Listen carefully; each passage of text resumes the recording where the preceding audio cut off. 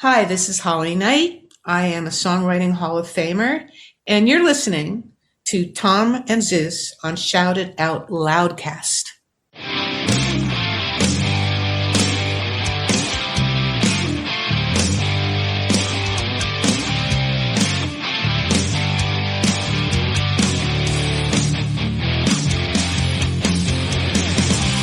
Shout it out loud, yeah. Shout it out loud, yeah. Shout it out loud, yeah.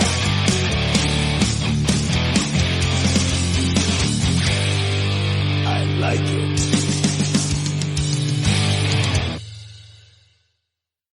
The year is 1981. The album, For Those About to Rock, We Salute You by ACDC. Welcome to episode 73 of the Album Review Crew. We'll be taking a look at this classic album that followed one of the most legendary albums in the history of hard rock. We'll be joined soon by Shout It Out Loudcast Hall of Famer and host of Sirius XM's Busted Open Radio, David LaGreca. But until then, Zeus, it's me and you. What's up? We are going to go back and do some feedback on the last time's Album Review Crew episode. We did Turbo, Which I by completely Judas forgot. Priest. I erased that from my hard drive memory. Come on. All right. What was the poll? Okay. Love you, Patreon people. Truly love you guys. And we were joined by our buddy Steve Wright from Potter Than Hell for that episode. So thankfully, Steve made the episode tolerable. Oh, speaking of thank yous, Tom, we haven't done this in a while. Please. Let's thank the opening music. Yes. You know what? Shame on us and our buddy Tony. Yes, go ahead. Yeah, Tony did the music for us. Tony Musalam. And his name is Tony from Restrained. Yes. Apparently, Tony is working on a new album. Ooh. All right. So we have to. He's a friend of the show's. I don't know how he became a friend of a show, but he is. And so we need to promote the fact that he's got a new album getting ready to come out. He's working on it. And please be one of the 6 people that buy it. See, you gotta you be nice and then you gotta be mean. Tony was with us on the Kiss cruise, the last one we did. Oh, it was awesome. One of my favorite Tony memories is when he joined us when we did ARC for Wasp. Oh, that was awesome. Fucking great. Was he on that episode? Yeah, he was the third I'm trying band. to forget that episode. Oh, I love that album. Fucking great album. Wasp. Are you sure it was him? Let's find out in real time. Because I have a history of fucking things up here. So no, you fuck up the Hall of Famer. Who's a Hall of Famer? yeah, who's a Hall of Famer? Yeah, no, it was Tony for Wasp. Absolutely, it was. Yep. Hey, thanks, Tony, for being so memorable on that. I don't think- Neither I of don't us think can it's- remember. In Tony's defense, I don't think it was his fault. You just hate that friggin' album. So I think It you sounded like one big blur. What, The Torture Never Stops? That's one of your favorite tracks from that album. Dude, that's how I am with fucking Turbo. I'm looking at it, I go, what did we do for the month of December? I'm like, Turbo? How do you not remember that? Because it's awful. I think Frank Anzalone still sends us videos of him jerking off that we did this. I love Frank, really. And I love our Patreon. So, but again, our buddy Steve Wright from the Potter Than Hell podcast, he made it fun. So the poll was, what's the best song from the album? Yes, I know we always pick these based on the average rankings, unless there's like a real standout track, which there's only one that was going to win this poll. The options were Turbo Lover, Locked In, Out in the Cold, and Reckless. Turbo Lover runs away, of course, 53%, Out in the Cold with 26, Locked In with 13, Reckless with 8.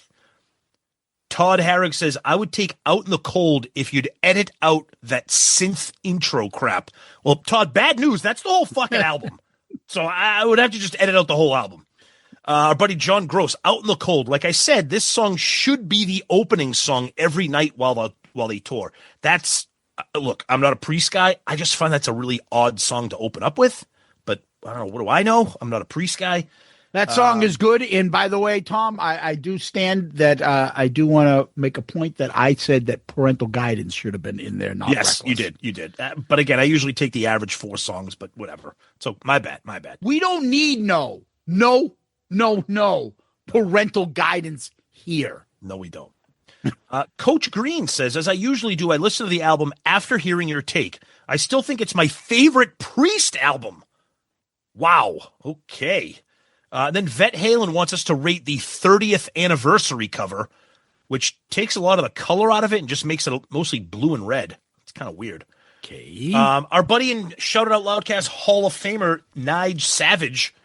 Great episode. I hated this album back in the day, but revisiting it more recently, it's really not that bad at all. Screaming for Vengeance and Defenders of the Faith are their two masterpieces, with Painkiller not far behind. Can't wait for you to cover them on a future ARC. I was going to say that's way too soft to be his favorite Judas Priest album.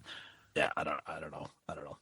MD said he's got a picture of him smoking a cigar, and it's a Cusano cigar. He says, it's stupid fucking cold here, but I've been drinking, and I want to listen to this episode with a cigar. Literally the first one I pulled out of my stash, and it's literally a Cusano cigar, so that was pretty good He's stuff. smoking a Cusano He's bowl? smoking Cusano, so good for him. Zeus, that's what we got in the world of Twitter for Turbo. All right, let's go to the Book of Face. The great Jason Warden. I've always loved this album, but I get older fans don't like it as much as others, but this was my way into Priest. You guys are very fair, and having Steve Wright from the Potter Than Hell podcast balanced the episode perfectly with Teensy Split on it. Another home run. Steve Warsop listed his, and he had Turbo Lover, not Game Show Lover up Game top. Show. And then he put the album covers and albums in the ranking too for him. Nice. Dave Kotska says, this is far and away the greatest masterpiece of the entire Judas Priest discography. He's high. I do very much also like British Steel, Point of Entry, Screaming for Vengeance, and Defenders of the Faith. But none of them came remotely close to the level of musical perfection achieved on Turbo. Oh, and this Lord. hill I'm willing to die on. Well, you very well may.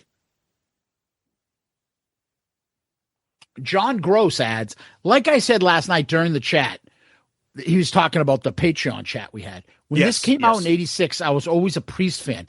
I listened to this record and liked it. Then, of course, I put it down, didn't pick it up for years. When the 30th anniversary CD came out, I started listening again. It's not my favorite Priest record, but it has grown on me since then. I'm glad Priest made it onto ARC.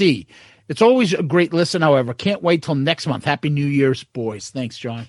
Nice. Thank you. Steve Wood adds, this album is inconsistent. All right. Yeah. Let's go to Loudcasters. And then Mac McKellen says, we don't need no parental guidance here. Oh, God. The Taxman Hall of Famer Anthony Barone says, this is one of their great records. What? I can't believe this many people like this album. Like, legitimately shocked. Joseph Damiata says, you're really going there, Tom? Turbo and Screaming for Vengeance are hands down my favorite Priest albums. Hall of Famer Gary Capp. Uh-oh.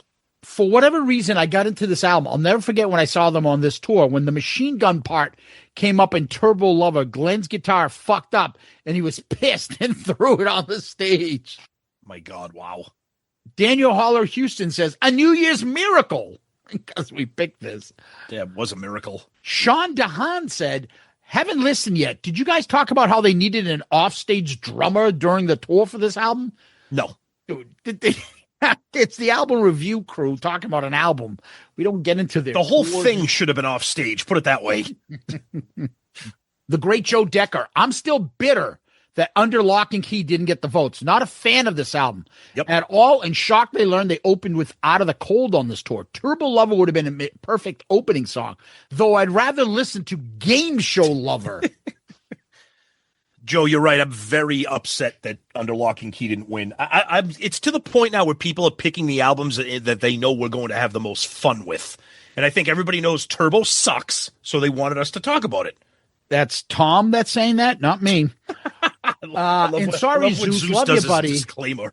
But the Wasp debut album is way better than this. Oh, Great absolutely episodes it is. regardless, and nice job, Steve Wright. No, that's not true. Oh, God, yeah.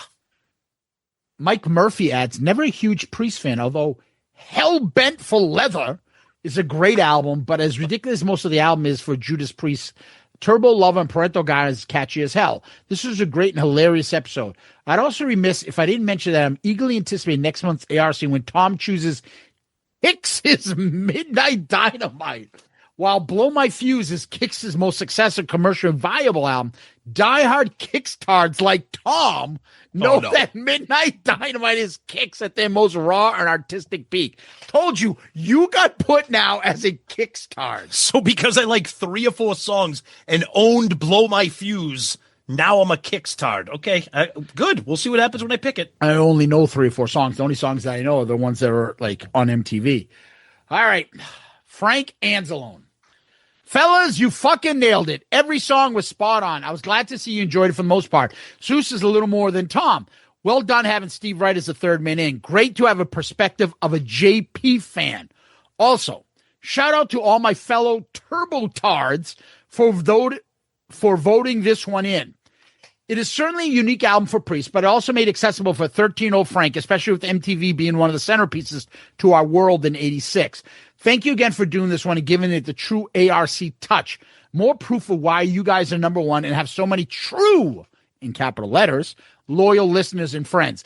I do have a question, though. What did Rob Halford mean with the following lyrics from Locked In? I can't take it when you touch me. Feels so good I could explode. You've got me in a frenzy. I tremble and I quake when you shake the things you shake. God.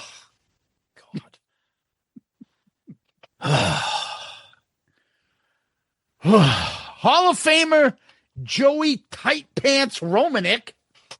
Joey Turbo Lover Romanek. I never listened to this until it was picked for ARC. It's not terrible, but it is what Judas Priest is. A tick better than the Scorpions and a mile behind Iron Maiden. Dude, he is the biggest Maiden tard in every category, except when it comes to wearing cheesy Chess King metal clothes and having regrettable facial hair. For that, Priest wins every time. Case in point, he has a picture of Dave Holland in his fucking 1982 Montreal Canadiens mustache that he's got on, probably. God. Wow. Looks like Mario Tremblay. Ooh, that's a good name right there. Oh, no. The Horiati from Down Under. Oh, God. What's Fanas he thinking of this? Akratides flying around without his fucking shoes on, picking up rats from the ground with his talon feet. Great album, very underrated. One of the biggest selling Priest albums. I saw this tour in Stuttgart in Germany. Unbelievable show. They began the show with Out in the Cold, and yes, I agree with you. Reckless is a killer tune. A must-have album. Joey, sorry, my friend, Screaming for Vengeance is better than anything Iron Maiden has ever released, and I love Iron Maiden. Screaming for Vengeance is a great fucking album. We should have the Joey versus the Horiati fucking debate. Oh, no. That could be John good. Whiteman put a picture of I think it's a woman, heavy-set person. Oh, no. And What? he writes, yeah, Bernie Marsden. Oh, I don't know if that is Bernie Marsden. It's sad to say, but I don't even know. Scott Wheeler. This album should have been called What Are We Doing Here? yes. I purchased this when it came out and gave it a listen, tossed it aside. The review was so much more entertaining than the songs. Mm-hmm. One thing I did get a kick out of was you guys pointing out songs that could have been easily Kiss songs. Some of those cliches, cheesy titles were perfect for Kiss. As much as I disliked the album, now I realize this could have been a Kiss album. It made me wonder, do I even like Kiss? See, I love that. I love when you question yourself. Do I like this band? Kiss, I don't think your I don't Kiss think I like this loyalty? I don't think I like this band. Yeah, I wonder why I like Kiss as well sometimes. Well, and so do some of our listeners. And we all wonder. Well, you know, the gatekeepers of Kiss will tell you if you're a real Kiss fan or not. That's true. That's true. They're the only ones that can They're tell the ones you. who are in charge of everything. Yep. Yeah, they and their 4 listeners. Yep. Over on Blue Sky, Matt Murphy adds, chances are 100% that the episode is better than the album. I love that. Oakham Razor says, second-tier hair metal band, in quotes. This seemed to be the most apt description of this putrid album. Oh my MTV God. destroyed Judas Priest, who seemed to have lost their identity trying to be popular, and ended up being a mediocre hair metal band at this point in time. Oof. Yikes. I like that. I love the honesty. Yeah. Over on YouTube, Bring it. Heavy Metal Farmer writes, I only knew Turbo Lover and Out in the Cold. Before the episode was over, I was on Amazon buying the CD. Fucking love it. Love when we hear shit like that. Wow. That is awesome. That's what we want, you guys. You guys to be introduced to new shit, whether you like it or not. Signy Knob 5431. I agree with Zeus. This is a great listen. Way better than some people make it out to be. No. Joseph Kiss Sr. As a big Priest fan, I was looking forward to this episode. In their catalog, this album is the one that it was clear business decision to go to a poppier direction and follow the hair metal bands. Little did they know that Metallica, Megadeth, and Slayer would release classic albums in 86, and the metal landscape would change and move into a heavier direction. Yep. They had it pivot again to stay relevant and eventually go to release Painkiller 1990 as a response to thrash taking off. There are a couple strong tracks on Turbo, and it's cheesy fun, but I rarely revisit the album. Well said. This is the thing I was thinking about, and I always had this thought. Yep. That Iron Maiden and Judas Priest were like, might as well been like hair metal bands to like that thrash fan base, Metallica and Megadeth back at this time. Oh, they were absolutely. stuck in the middle. They That's weren't right. hair bands, Yep. and they try to kind of get there. At least Judas Priest did, but they weren't heavy enough No. to be thrash. Nope. So did they get ridiculed? They moved to the other thing, and then Judas Priest puts out like Painkiller. To me, it's like way over the top, trying to fix yourself. And now I stopped listening to Judas Priest and stopped buying their albums because that's not the Judas Priest I like. Now, I'm not saying Turbo should be where they're at, but there was a big fucking, I don't know, identity crisis during that time for a lot of these bands. Yeah, absolutely right? there was. Yeah, And that was no a doubt. great point there. So anyways, Tom, back to you. Yep. All right, let's take a look at the Spotify comments. We always like to remind people that you can comment directly from Spotify while you're listening to the episode, which is very cool. Come Monday 33 says, I got into this Priest with Defenders of the Faith, but this one is awesome too. Tony the Taxman again chimes in. Anthony Barone, the audience in the song that you're referring to is Rush, Spirit of Radio. Yes. And Remember I was I'm bringing up that there was a crowd reaction in one song recently we did? Yeah, that was it. Should have remembered that. Shame on me. Dave Costa says this is far and away the greatest masterpiece of the entire Judas Priest What the discography. fuck? I do very much also enjoy British Steel, Point of Entry, Screaming for Vengeance, and Defenders of the Faith, but none of them come remotely close to the level of musical perfection achieved on Turbo, and this is a hill I'm willing to die on. Dave, I hope you took your medication before or after you typed that. I'm sorry. Our guest, David LaGreca, brings up a point later on where he talks about people saying stuff like, oh, Music from the Elders is the greatest masterpiece Kiss album. Right. Like, I know he says, like, there's nobody that really believes it. They're just contrarian. I believe that person believes that Turbo is the greatest thing. There are people that just, for some reason, this album works for him. So here's my corresponding hot take on that. If Turbo is your favorite Judas Priest album, I have some unfortunate news for you. You are not a Judas Priest fan. Okay? You like that album, but you're not a Judas Priest fan. You're a fan of Turbo. You can't be a Judas Priest fan and have Turbo be your favorite Judas Priest album. Heading Out to the Highway is those two things can't coexist. Okay, that's a Judas Priest song. It's not a fucking heavy song, right? I'm Heading sorry, out Heading Out to the Highway. That's a great song. Yeah, but it's not a heavy song at all. So no, but it's also not like a fucking Human League song like half the shit on Turbo. Okay. But then you're gonna be like, oh, Crazy Nights has a lot of keyboards on it. That's very unlike Kiss. Right. That's why there's nobody out there whose favorite Kiss album is Crazy Nights. There are idiots out there that really like idiots. See, you said it. Idiots. There you go. Yeah, but they have a right to like it, and they do like Absolutely, they have a right to like it. Of course. Of course. All right. Woodbury says, I love the record. Classic. And then DJ Clark 66 says, there are so many great Priest albums. Unfortunately, this isn't one of them. That's a good one. I like that. Let's look at Instagram. Jose Perez 99. Oh my God. My favorite Judas Priest album. What is See happening my here? point? There are a lot of people that really like this. Okay. Judas Priest has great guitars, great singer, nice bass, okay lyrics, right? But none of that really. But how can you listen to Screaming for Vengeance or British Steel and then listen Because to it still Turbo got and say them, and that's they my have- favorite Judas Priest album? Because it still has Judas Priest. It's Judas Priest taking on this. Just like we say sometimes, at least I do.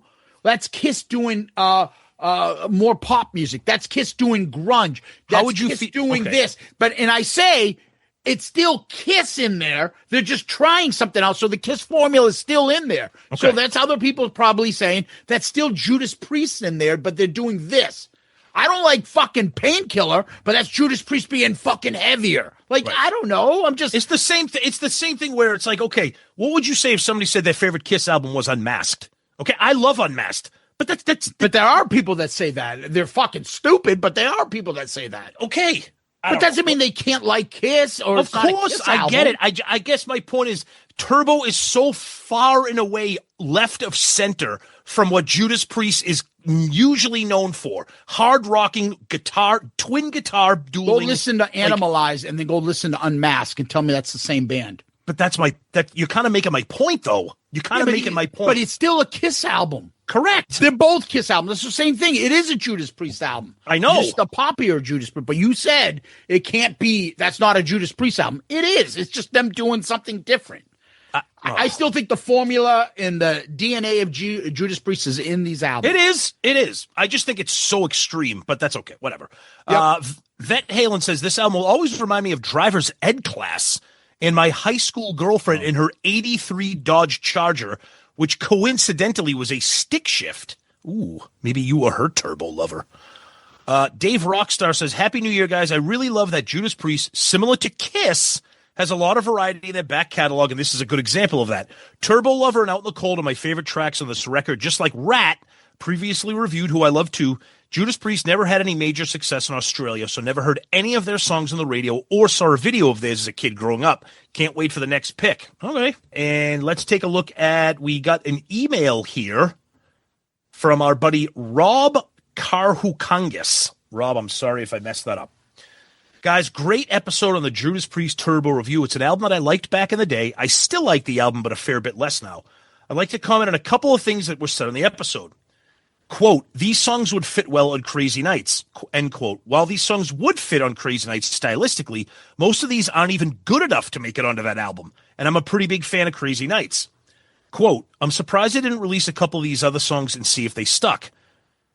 And then he was referring to our buddy Steve Wright. He says, I think Steve mentioned this while talking about Wild Nights, Hot and Crazy Days.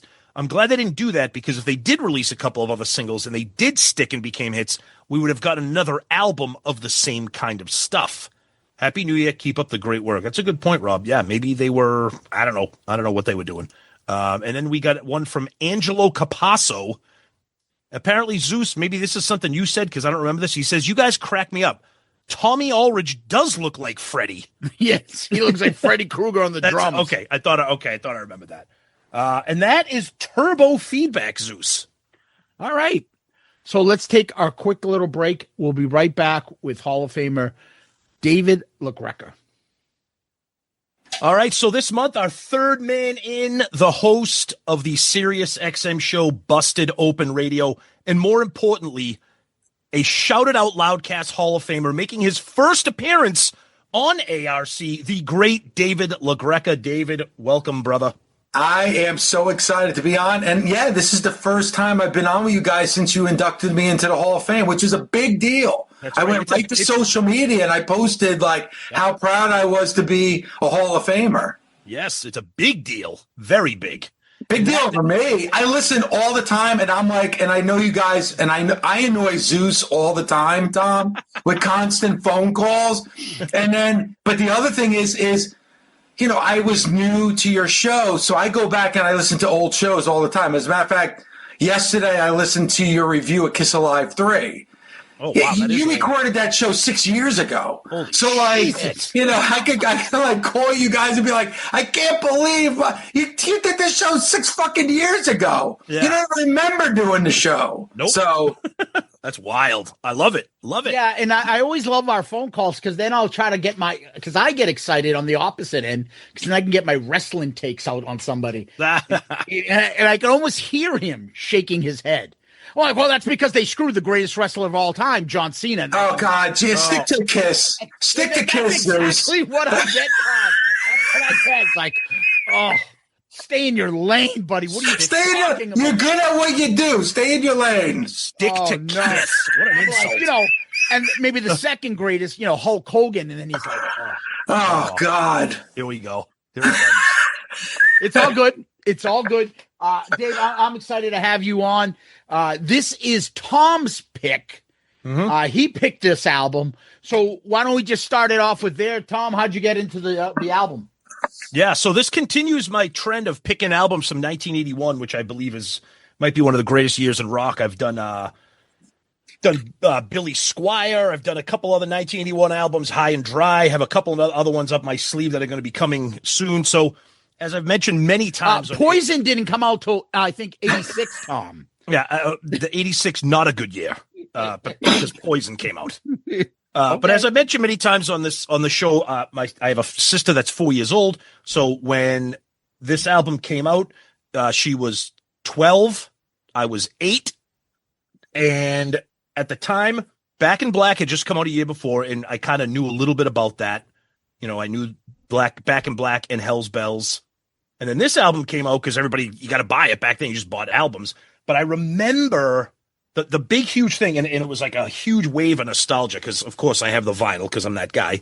And I just remember, we'll get to the cover and stuff, but I just briefly want to say kind of how I got into it I just remember opening up the gatefold, and it was the first time since the Kiss Alive 2 gatefold that I saw something that would just took me, just blew me away. I'm like, look at this.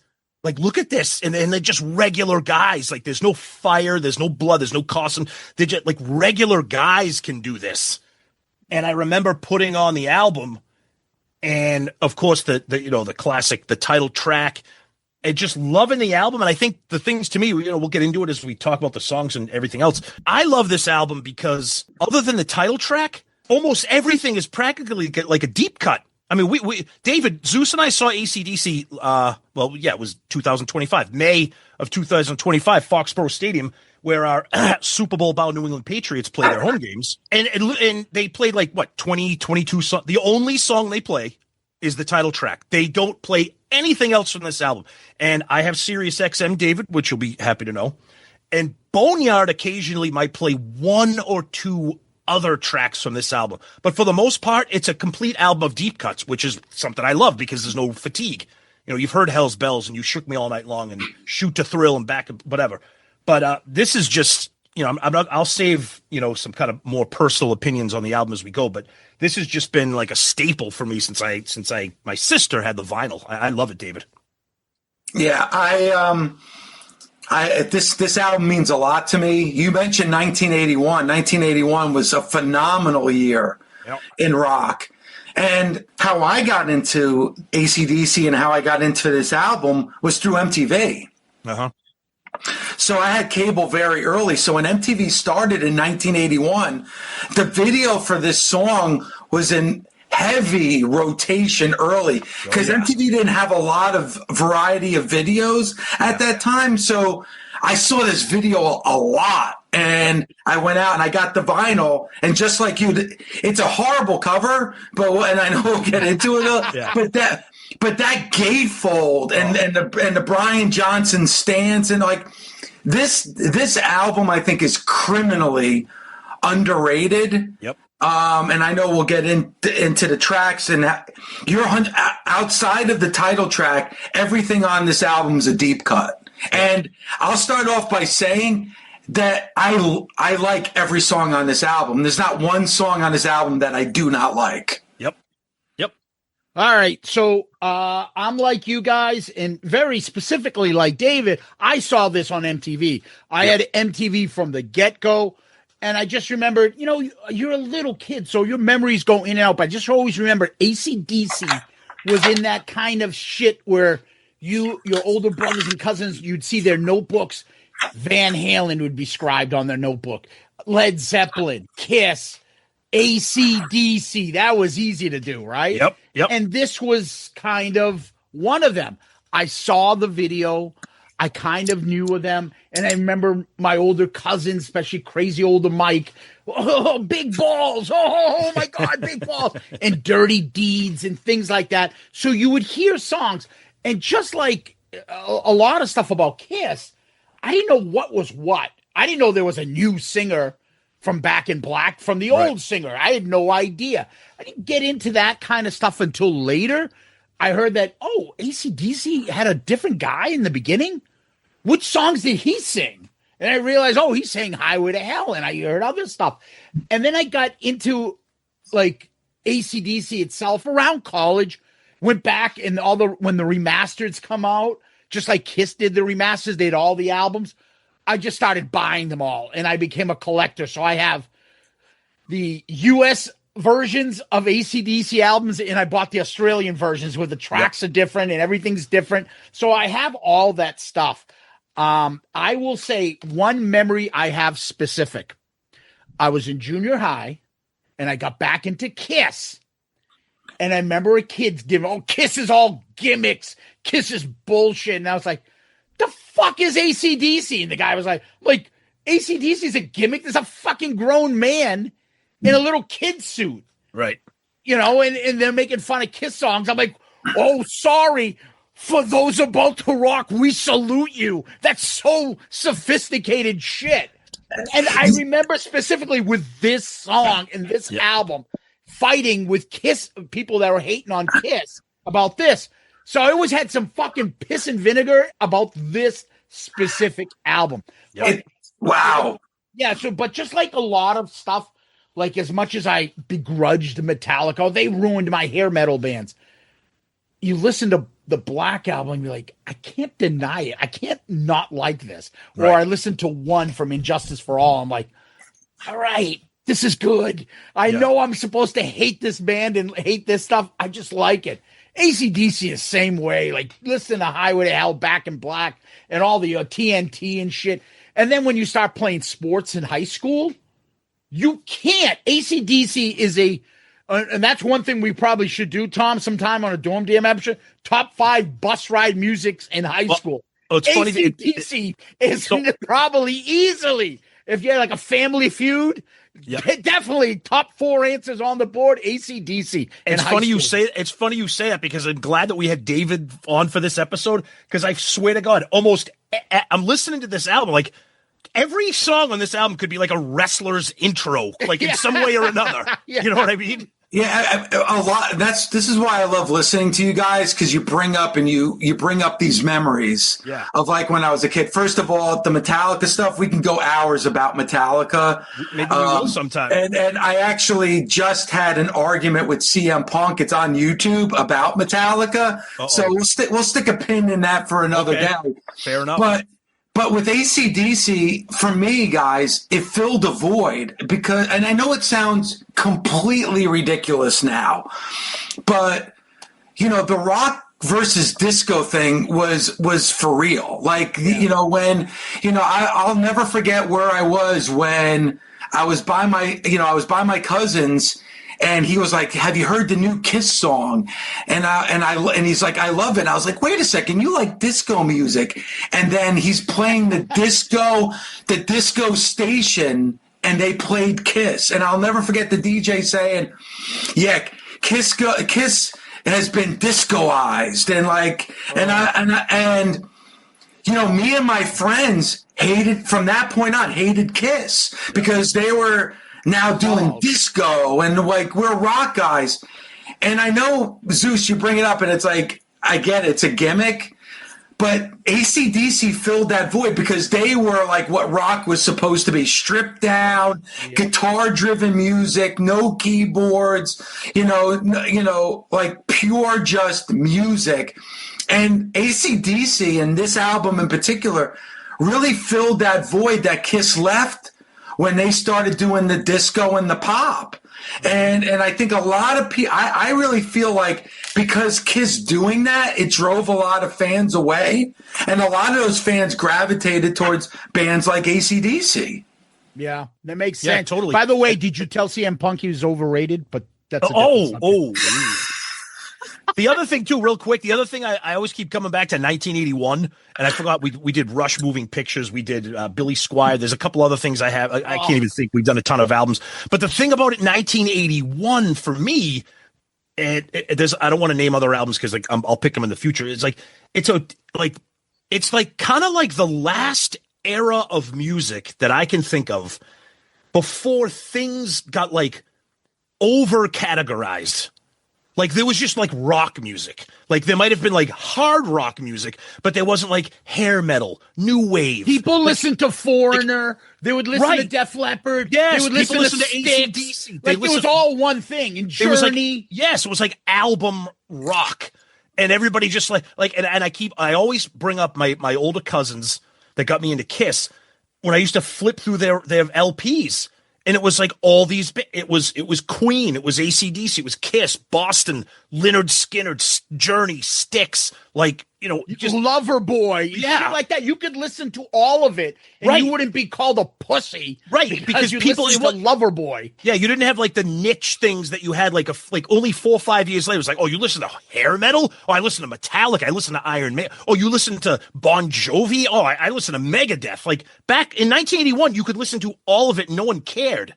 It's wow, it's such a good point because it's true. If you looked at my cassettes or my vinyl in 1981, you saw 38 Special and you saw Billy Squier, you saw all those bands. And then you're right. It's soon after that, it started to become heavy metal and thrash and hair metal. And you had to choose a side. Like you had to, what was your favorite? Like, and if you were into Slayer and Metallica, you couldn't listen to Bon Jovi or Def Leppard. You're right. Like, that really was like that one last era before things went out of control. And the other big thing too, it was that because MTV came out in 1981, a lot of these videos were like live performance videos, right? Like AC/DC. For those about to rock, it was a concert video. Rush, Billy Squier. Billy Squier, Rush, the High and Dry videos. Yes. They were concert videos, so you didn't yet have the image that went with that. Oh, you like that band? Look at what they look like. Like in 1981, everyone looked fucking badass because it was all concert videos. That's all they showed. I think MTV is a big reason why. Yeah, they started doing the images, and you hit the nail right on head. Everything was concert videos, and I didn't know.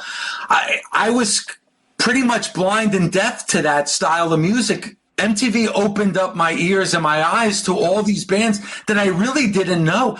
I didn't know who the Who were before I saw the videos on MTV for an album, Face Dances, which is one of their last albums. Right, I didn't know anything about the Who because when I discovered rock music, it was from Kiss. And I was so all about Kiss that when I started to change and to start listening to other bands, MTV was a really big vehicle for that to happen for me. Yeah. You listen to You Better You Bet. That was the first Who song that I remember. Great song. I love that song. Yeah. And anybody song. that you got into the Who then, that's when I learned of them, are like, the fuck you talking about? This is bullshit. There's no Keith Moon. What are you listening to this shit for? This band's been around for 40 years or whatever. Oh, Same thing with Styx. Like the first Styx song I heard was Too Much Time on My Hands. Like I didn't know anything before that. Right. And so like we were into those songs and then all of a sudden, just not only 4 or 5 years later, Beavis and Butthead come around and they're mocking all these bands. And then you're like, oh shit, I better hide my Styx albums in the corner. It's true. That's what ended up happening. It's messed up. But anyway, let's go to what I think Dave said was horrible, Tom. Let's go to the album cover. Why is this horrible? Come on, I'm gonna defend this thing. First of all, I love the cover. Excuse me, I love the color. It's like a copper. I don't know what it is. Black. The cannon. The color is unique. I mean, is it Oh, sorry, it's not flick of the switch. Like, whatever the fuck, fly on the wall. I mean, but then of course the gatefold, because when we talk about covers, I do the whole thing, not just like artwork, but the whole thing. The gatefold is fucking insane. Angus Young screaming, Brian Johnson hands up to the sky, looking up. The spotlights, it's fucking amazing. I like the cover probably because the color. Like I don't think I own any other record that has like a copper. I can't think of another word to describe it. And the canon, I get it. It's kind of hokey, but in 1981 it was badass. I think all of ACDC album covers are terrible. They're not known for their album covers. Highway to Hell? That's pretty good. It's okay. It's okay. It's okay. It's okay. Black is good because it's just black. But when you think of Highway to Hell, there's so many creative things you can do with an album cover for that. Like just to have a picture of the band is kind of lame. But Tom said it. When you talk about that album, you can't just talk about the cover. You have to talk about the gatefold. And as soon as I bought it and I opened it, and you open up that gatefold, it did remind me of the video. I always wondered as a kid if that picture was from the same concert as the video, and it's tremendous. It's fantastic. So I think the cover of the album itself, in my eyes, is kind of lame. But when you open up that gatefold, it's fantastic. And Tom hit the nail on the head when he said, too, it reminds me in a different way of Kiss Alive 2. The gatefold to Kiss Alive 2 is so over the top with the explosions and the makeup and the lights. This is so simple and yet as powerful as the gatefold for Kiss Alive 2. Yeah. Yeah, because it's also like the image you have of the band. Yeah. Right? The way Angus is holding his guitar up higher, that Malcolm is just strumming and just shaking, his hair. Yep. And Brian Johnson in the forefront, Cliff Williams on the side, and you barely can see Phil Rudd. But like it's the image I have of anytime they're live. Yep. But the other thing I want to say that's very underrated is this fucking shit brown color. I love it. Like it's very unique. So anytime I see anything, I know I'm thinking immediately of this album cover color. Yeah, it's like copper. I can't almost like a color of a penny or something. I can't describe it. And even on the CD, it's raised. Yeah, the vinyl the same way. Double platinum, kind of like you can feel the raised embossed kind of canon in the ACDC logo. I love that, and that's just from a CD cover. Now the vinyl, I don't know if the CD has the same, but there's like a photo collage, and there's a little bit of there's some stories. There's like some notes. There's something you can take out here, a booklet. Yeah, some notes about the it's like a booklet with some notes. There's some photos. So that's pretty cool too if you're a collector, like just to look at that kind of shit. That's kind of neat. It's got like a little bit of a background about the album and the recording and where ACDC was. And I have the remastered version. I don't. All right, because I was just gonna say I don't have that. So because it's the remaster when they remaster these and published put these out for like I think the anniversary or whatever. They added a whole bunch of the same like the things. Kiss ones. Okay, because I just have the same vinyl that I had when I bought it in 1981. So nice. It's pretty simple other than that gatefold. So I'll have to get the remaster just to get that booklet. Yeah. Awesome. Definitely. All right. Yep. So let's give a couple quick facts for those about to rock. We Salute You, released November 20th, 1981. Produced by Robert John Mutt Lange. Now, that was his third in a row that he did and his last. So, I mean, we've done this before. We've had Mutt Lange albums we've done. It's the most insane, track record of his brilliance. Never mind the Def Leppard ones. Never mind this ACDC one. How about the fact that he did Foreigner's 4? Like, it had nothing to do with those kind of bands, and yet that album is huge. Then in another strange twist, he marries probably the hottest girl of that era, Shania Twain, and gets her on a 3-run album that I don't think has ever been matched. I think all those albums are at least 10 million in a row. 3 albums a row with 50 fucking #1 hits in country music. I don't know what he's got. But how does one person produce this many diamond records? Dude, look at this. Look at this run he had in 1979, Highway to Hell, 1980, Back in Black. In 1981, Foreigner 4, Def Leppard High and Dry, ACDC for those about to rock. 1983, Def Leppard Pyromania. Like, that is off. Then he does Hysteria. Yeah. Right? And then Yeah. he does all the Shania Twain ones. And I know that I'm forgetting somebody in between there that he also did too. It's just His incredible. run is insane. Yeah. Yeah, absolutely. So, anyways, this was ACDC's first number one album.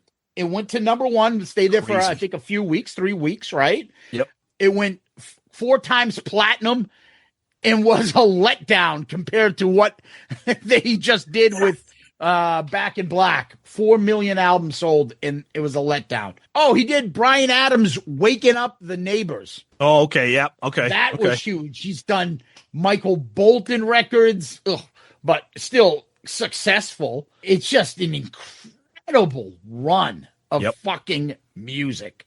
Oh, and in between there, Tom, he did Billy Ocean's Tear Down These Walls. Ooh, well, we all have black marks on our resume. Tom, he did 84, The Cars Heartbeat City.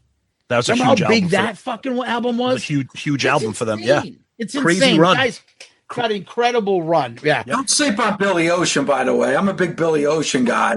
Okay. Right, Well, dude, name 3 other songs other than his hits. get out of my dream. It's amazing. Caribbean Queen. Come on. Suddenly. Damn, we just named 3 songs in 5 seconds. Come David, on. That's it. David, don't worry. Hits.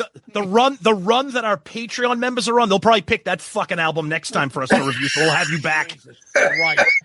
Anyways, it's the 8th studio album. Rolling Stone called it their best album when they reviewed 1981. I can't believe that. Wow. And as I said, 3rd and final album with Mutt Lange.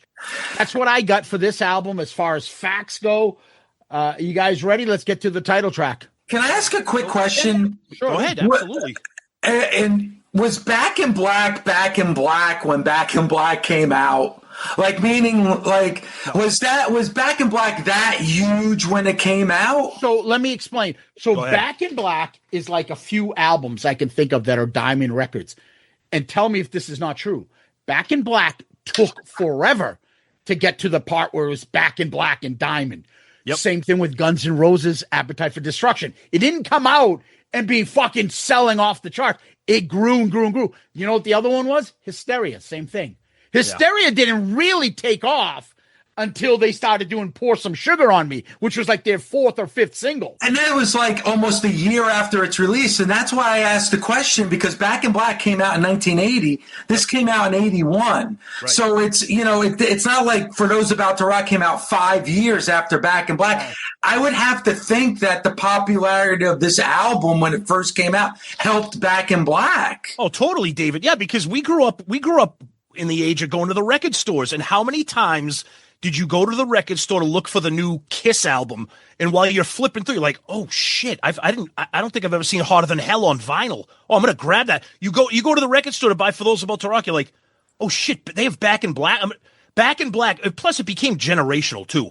Like, it became that album that you had to have in your catalog. Shook Me All Night Long must have played. You Shook Me All Night at Long the and- ice skating rink every Exactly. Friday, Yep. at least 3 times before the night was over. Yep. Constantly. And the title track and Hell's Bells just friggin' lifted it. Yep. Yeah. Yep. So it was incredible. Yep. But anyways, For Those About to Rock, the single, the album opener, here you go. Yeah, so we open up with the title track, one of the most iconic title tracks for any band, let alone AC/DC. And of course, the irony of it being the opening track, it's usually what they close with, and it's what they closed with, Zeus, when we saw them at Foxborough. And of course, the cannons and everything. It's just, to me, very few rock songs put their foot down and make a statement like this one. That slow burn of an opening, that little riff. Then, of course, the cannons and how it speeds up at the end. I mean, it's got everything that you want, like the ultimate stadium anthem, the ultimate locker room, like you said, Zeus, bus ride anthem.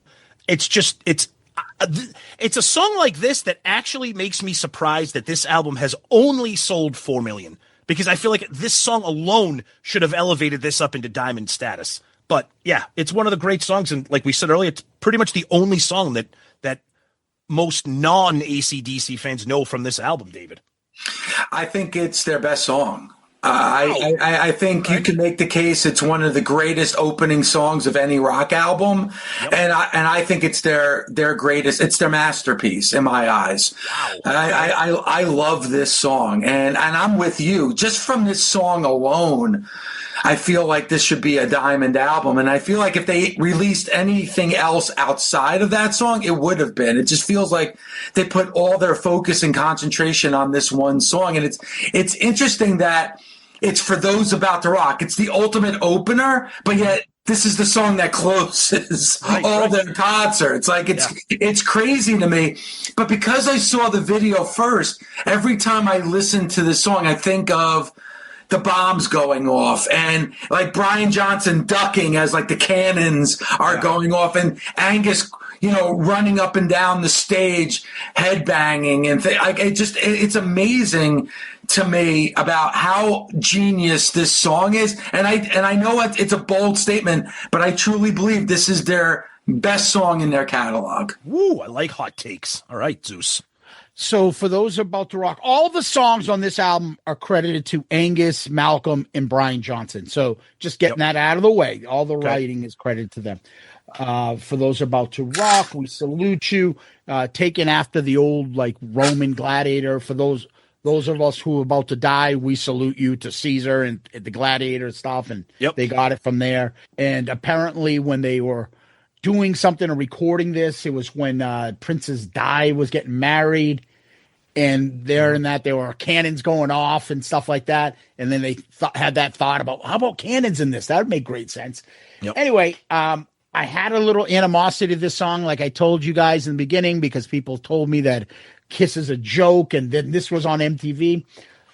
It took me years to like turn around and actually like this song, but I don't love it. Wow. I think it's overrated. Wow. Yeah, I think it's extremely overrated. David's it's a good song, freaking out. but hearing what you guys are saying, like the greatest ACDC song. I didn't say that. David said that. I said that. I mean, ACDC has got their top 10 songs, their 10 song, it could be better than any band's number one song. So I have ACDC up here with songs, so I'm not criticizing AC/DC songs. I'm just saying that I don't think this is near the top of their greatness. It's a good song. The opening is my favorite part of it. The slow build, then the guitar, and then the bass comes in, boom, boom. And I do like the fire and the cannons going off and stuff, but it's a slow build. And this is when, I don't know what happened with Brian Johnson, but his vocals on it, Back in Black, work. And here, it's just almost like someone said, hey, let's get a new singer that sounds like the guy from Back in Black. Really? But over-exaggerated. I can't understand a fucking word he's saying. Wow, okay. It shows me that I'm so much more of a Bon Scott than Brian Johnson. I just think his vocals get to the point where it becomes caricature. And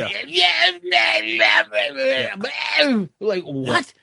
The song is slow. It's, and everyone forgets to say, rock and roll. These guys are really a lot of blues in their music. And this is just, I don't know. I like the song. I'm just not in love with it. Anyway, let's go to the video. The video's a live shot, right? Concert video, kind of. Mm-hmm. You guys remember it from MTV? Absolutely. Yeah. David, you talked about it a little bit earlier. Yeah, we all remember it. Yeah, and it's, as you guys are talking, and Zeus, you were talking about the guitar starts, the video starts where you just see Angus Young playing, bobbing up and down. And here's the thing, I don't remember the last time I saw this video. Yeah. Like, it's been years since I've seen this video, but it's so etched in my brain that I love that it just starts where you see Angus all sweaty, no shirt, with the shorts, bobbing up and down, playing on this song.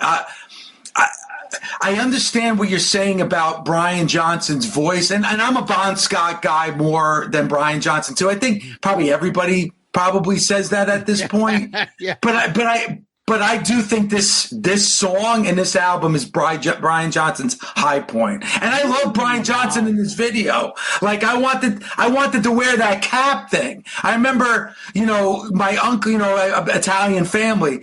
I was hoping that my uncle would have that Andy Cap type cap that Brian Johnson was wearing. I thought that was the coolest thing with the Harley Davidson T-shirt. Yep. And I'm right. He's wearing a Harley Davidson T-shirt, right? Brian Johnson? I think so. Dude, it's just like it's etched in my brain. Like I just did. Like the black T-shirt with him, tight. Dude, it's so extra medium. Dude, yeah. Yeah, like extra making sure it's skin tight so it shows off his build. That was the great thing about MTV, as Tom said earlier. It was all live footage. It was all concert footage. So I think it really showed the power of the band, that video. The other thing too, Zeus, I was going to say, like, look at the concert shirts that we got. Like, you got the bell. They talk about like they're so iconic with the cannon, the bell. Like, everybody blames Kiss, or like you said, like Kiss is like a gimmick band. I'm not saying that ACDC is a gimmick band. I'm not. But every band has their thing. And and as Kiss fans, Maiden with their I think it's okay. I think it's okay to take a few minutes to kind of defend Kiss against these bands that used to poo Kiss. And okay, look, you got a cannon. You do cannon shots. You have a bell. You have this. It's okay. What were they selling at the ACDC concert that they must have sold like 10,000 of them at Gillette Stadium? What was that light thing? I think it was. Oh, was it it was the Power Up tour. So it was something that lit up, and I can't remember what the hell it was. Like a bell or a cannon or a little thing. Yeah, but Kiss doesn't do that. Kiss is gimmicky, but they must have sold. Remember, they were like $25 for that thing, and they everybody sold like had 10,000. one. Yeah. But hey, one thing I want to add though, and what David said is so true, and this is how I always thought of AC/DC after Back in Black. He said it looks like they put all their energy into that one song. That's what I feel AC/DC did for their next, I don't know how many albums. They would always have a video, the main song come out, and then there was an album. Then they would have another. Heat Seeker would come out. Yeah. What's the other one there? Fucking Fly on the Wall? Sink the Pink. Oh, Sink the Pink. Yeah. Then what's the one they always play? Thunderstruck would come out. Yep. They had the one album, one single, and then the album would go away. It was like very like top heavy. Very top heavy. And I'll listen, when this album came out, like you were saying, I went back and bought the whole back catalog. And that's when I discovered Bon Scott and started buying the Bon Scott albums. And then I got to be honest with you, and I know there's going to be people who are listening that are going to kill me on this. Flick the switch. Flick of the switch. But I feel like For Those About to Rock is the last great AC/DC album. And like Zeus is saying, they've had great songs. Yeah. But I don't think they've had great albums. I agree with you. People will say Razor's Edge. Go back and listen to Razor's Edge. Other than like 3 or 4 songs, the rest of that album is filler. And I feel like For Those About to Rock was their last great album, and after that, it was just great songs. You weren't a big fan of Mistress for Christmas? But you mentioned like Fly on the Wall, 1 or 2 songs. Flick of the Switch, 1 or 2 songs. Flick of the Switch is such a great opening track, but it's so awesome. The title track is great, and then nothing. And then it falls off, and then it's the same thing with all those albums. But that's what bands could do back then. Look at how many bands sold millions of records off the weight of one good track off the record, right? Heat Seeker. Think of some of these bands. Money Talks. How many times did you buy an album because of the song you love? You get home and be like, this fucking album sucks. Yeah, but then you stop. But that's the problem. Like with AC/DC, Flick of the Switch, Fly on the Wall, Blow Up Your Video. Like, that was when I was like, I'm tapping out, because now we're buying these albums, and like you said, it's all filler, with the exception of a couple of good songs. And I know I know that in the comments there's going to be a bunch of AC/DC fans like, what about this or what about that? Come on, be honest with yourself. After For Those About to Rock, they were never able to hit that high again. They never were that good as the Bon Scott albums. And then the only one that come to me, and that's Back in Black. And then this kind of is there. And then, It But falls off. There's a It big falls time, off. there's a big time drop off for sure, without a doubt. Yeah. All right. Without a doubt. let's put the finger in you. On you. So the next track is I Put the Finger on You or Put the Finger on You, depending on what your version says. Even the official ACDC website calls it Put the Finger on You, but my vinyl record calls it I Put the Finger on You. Whatever you call it, great fucking track. I love how it switches up the pace from the title track. It's got a little bit of a swagger. It's got, I mean, I can't believe I'm saying this about AC/DC, but it actually does remind me of a little bit of what they used to do with Bon Scott and have like a little bit of blues boogie here, especially during the verses. But then it's good old fashioned badass hard rock, the chorus. And that's the one thing I love about this. I know I'm not breaking new ground here, but I feel like especially with this album, almost every chorus is a fucking crowd sing-along chorus, even if you don't like the song, every chorus.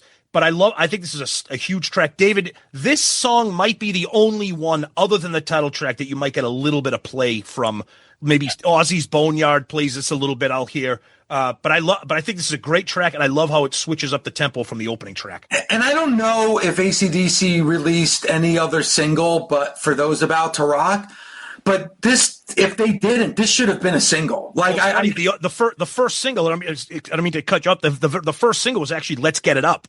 Yeah, that was the first single from this album. And then for those about to rock, did they release any other singles other than those two? Nope. Like this should have been a single. Like I feel like this could have gotten a lot of radio play. I think it's really catchy. I love like Brian Johnson with the teasing bingo, the lyrics like, "Oh yeah, I put the finger on you." Yeah. It's like, it's so good. It's so catchy. Can you sing that again? Can you sing it one more time? No. That's going to be our intro. That's going to be our intro to the episode.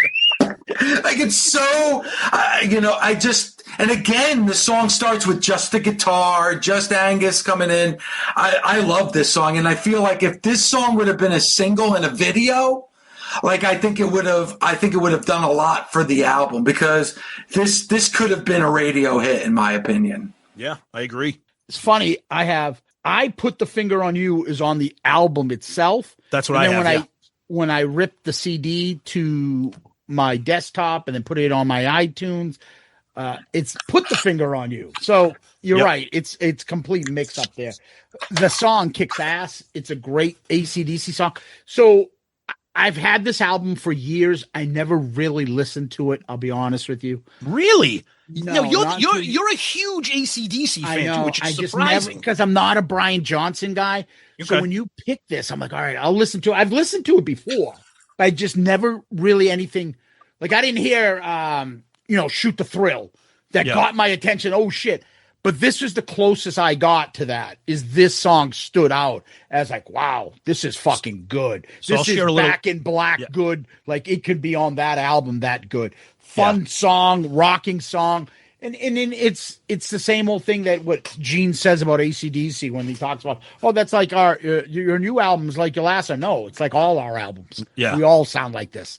And it's true, but it works. So if it's that good, who gives a fuck? Right. But I'll share a little secret with you, Zeus and David. I'm a Bon Scott guy too, but I absolutely worship Back in Black and For Those About to Rock. For Those About to Rock was the last AC/DC album I've ever bought, other than their live album. I never owned any of those because I heard them. I never owned them, but I'm definitely a Bon Scott guy. But I think For Those About to Rock and Back in Black are the ultimate like sister albums for me, for sure. Yeah, I agree with you. Like I said, I bought Flick of the Switch, I bought Fly on the Wall, and I bought Blow Up Your Video. And that's, like I said, I tapped out because those three releases were just so mediocre compared to these two albums. Every Bon Scott album is fantastic. Like, 100%. There's no doubt about it. Every single one. And we could argue for days about which one is the best one, but they're all amazing. I think when you look at Brian Johnson, it's really just these first two albums. It's Back in Black and For Those About to Rock. What do they have in common? The producer. Thank you. Yeah, and it's and by the way, it's well produced. Like For Those About to Rock it's extremely well produced. Yep. So that's the other part I was going to say. Yeah, they have it in them because it's the band that comes up with the music. But to bring it together and to fix up the songs to make the whole album work, that's a different task. And they didn't have anybody do that like Mutt Lange could. And those 3 albums in a row, Highway to Hell, For Those About to Rock, Back in Black in the Middle. And I'm sorry, there is nobody. I'm sorry, and I'll read the comments after this is released. I don't care if you say it, you're a liar. There is nobody saying, Blow Up Your Video is their best album, or David, Fly on the Wall is your best album. Nobody's saying that. Nobody. David, there are people out there that think Sonic Boom is the best Kiss No, album. you're lying. You're lying. Why would I lie to you? No, I'm not saying you're lying. The person who's saying that is just trying to be a contrarian. There's no way. And I like Sonic Boom. I don't. It's the worst. But nobody. There is no way you're going to tell me you think that that's their best album. We'll bring you back for a Kiss episode and argue about what the worst Kiss album is. Yeah, and then the other part is like there are people that will be like, Tommy Thayer's the best Kiss guitarist. Like they Can't do will it. adamantly say it. And That's when I start to get like a brain bleed. nothing's wrong with Tommy, but to say that his 2 albums are the best thing Kiss has ever done. It's the same thing with it. And listen, I don't hate the album by any stretch. I used to defend it, but now it's gotten ridiculous. People that say like The Elder's a masterpiece and it's their best. Like, go fuck you, fuck you. This is why David's here. That's funny. You're being an asshole. You just want to be different than everybody else. You don't truly believe that The Elder is their best album. I'm sorry. Like the people that sit there and say CM Punk is the best in the world. Oh, stop it. Stop it, Zeus. CM and Punk echo slander. that. I love it. That's what you get. So anyways, let's go to the 3rd track. Let's get it up. Let's get it up. So this track, when I hear this, first of all, I love the intro. This to me, and I know we were just talking about how sometimes ACDC sound alike and sister albums and stuff. This to me sounds like a not an afterthought because that's an insult, but a song that could have been on Back in Black.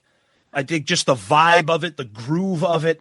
I think it's fucking fantastic. I love Brian Johnson had a quote in Kerrang magazine where he said he described this song as filth, pure filth, because we are a filthy band. I think that's fantastic. And I love this song. And again, 3 tracks, 3 different types of tempos. This one's a little bit slower, a little bit more ballsy. David, we talked about Mutt's production. I have this on vinyl, and I'm one of those vinyl tards. I'll play stuff. This sounds fucking phenomenal. The production on this album is so thick and heavy and full. The drums, the bass, everything, and the guitars. This album sounds so fucking good. And this is a huge standout track. I still can't believe this was the first single released, but fucking great with 3 for 3. Before you jump in, David, did you say Tom filth farn filth like Eddie Murphy said that Bill Cosby said in exactly. Eddie Murphy Raw? That's what it sounded like you said. Phil, floor, and filth. Go ahead, David. Get it up, David. I agree with you. I think when you look at the production, this is the album that I feel like you really hear how clear and how great the production is on this song. I think Brian Johnson's voice really soars on this. I think this is an example of maybe like sound-wise, the best Brian Johnson's ever sounded is on this song. And again, another song that's really catchy. To hear that this was the first single, I'm surprised. I think if they released this maybe as the second single after For Those About to Rock really made its mark, it would have done better. Because I think this song is really, really catchy. But I think, Tom, you're right. The MVP is probably Mutt Lange because the production is so good on this song. And he also said Phil Farn, Phil Farn, Phil. Phil Farn, Phil. Yeah, I didn't say no Phil Farn. I'm offended you called. Fuck you. Go fuck you. I love really, I have to pose this question because you brought it up. Are you guys more Raw or Delirious? I grew up with Delirious. I love Raw. Put it this way. Want to hear a funny, quick story, David? Raw came out, I think I was 15. I don't know how I got into the movie theater with my friends. We went to go see it in a movie theater. I am dead serious. My hand to God, we were the only white people in the theater. And it was the most unbelievable movie experience I've ever had in my life. But I'm a Delirious guy. I love them both, but I have to go with Delirious. But I love them both. They're both amazing. Delirious is sillier. Yes. Raw was more my age. I was older and I could understand it better. Exactly. I think Delirious has the high points are higher, but Raw works all the way through. It's I agree. so smart and well written. I don't know what my stomach's doing that. Because you're hungry, bitch. Because you hungry, bitch. Dexter St. Jacques. How many times did Tom and I quote this fucking movie? And she bound. What's up with your wife's back and shit? But I gotta tell you, I just listened to your review of the Revenge Tour. Oh yeah. And I remember seeing that show at the Meadowlands, and it was sad. Oh, but that's bad. Holy shit! Hey, how was the concert? It was sad. It was sad because of like the lack of people that were at the show. Like the show itself was great, but like there was nobody there. But I remember driving to that concert and getting parking like in the first row, and knowing this is not a good sign. This is not a good sign when you get that good of parking. But your guys' show was the Jerky Boys drops during that show had me rolling. I mean, laughing out loud. The timing was perfect. It was awesome. You know what it was? Something came up about wrestling and that guy and that big hawk one. And I have all these Jerky Boy drops on the soundboard, but they're in the back. So I found the drops and I'm like, you know what? I got all these great ones I haven't even used. So I got all fucking excited and kept dropping them. But those ones, did you like the Nicole Bass drop? That we did? Dude, it was so funny. That's from we saw that in college. That's from the Howard Stern New Year's Eve show. Yeah. Where they had the pageant. Yeah. And she came out and she was like, everybody gave like a quick speech about themselves. I'm 6 foot. I weigh 225 pounds. And I have a vagina. Listen, I still have my autographed VHS of Butt Bongo Fiesta. Oh my God. We watched that in college too. That was fucking hysterical, that one. I cannot believe it. In 3D. It came with the 3D glasses. Bongo Fiesta, dude. Unreal. Let's get it up. Fun, funky little fucking song. Yeah. I like it because it's a little bit different than the groove that we get. Straightforward, right ahead rock and roll songs they got. Yep. It kind of mixes it up a little bit on this album, but it's a good song and it's the chorus works. I like it. Nice. Yeah. So it's a great song. Let's go to song number 4. Inject the Venom. So this to me, unbelievable deep cut, ballsy, heavy. The fucking intro to this, where it's like da da da, and then they do it like 3 times with like 1 or 2 seconds of silence. But the bridge into the chorus. Then when the chorus cut, this to me is like pure, straight, hard rock. It's not metal. It's not trying to be anything other than plug in the guitars and drums and just ball out fucking hard rock. This song to me, massively awesome deep cut for me, David. Yeah, I agree. And it's really punchy. I love it. Yep. I think this is where Malcolm Young really shines, is in this song. The rhythm guitar is fantastic. And this is where Phil Rudd shines as well. Yes. He's so strong in this song. And it is. This is like the quintessential hard rock song of its time. Yep. Completely under the radar, the deep cut. And I don't know how. Like, I feel like if ACDC would have played some of these songs live and would have kept these songs alive through their concerts, we would be having a completely different discussion. I feel like everything other than For Those About to Rock are just completely forgotten off this album because they never play it. They never play it for an album that sold 4 million copies. Like, how do you not play anything off this album? It's crazy to me.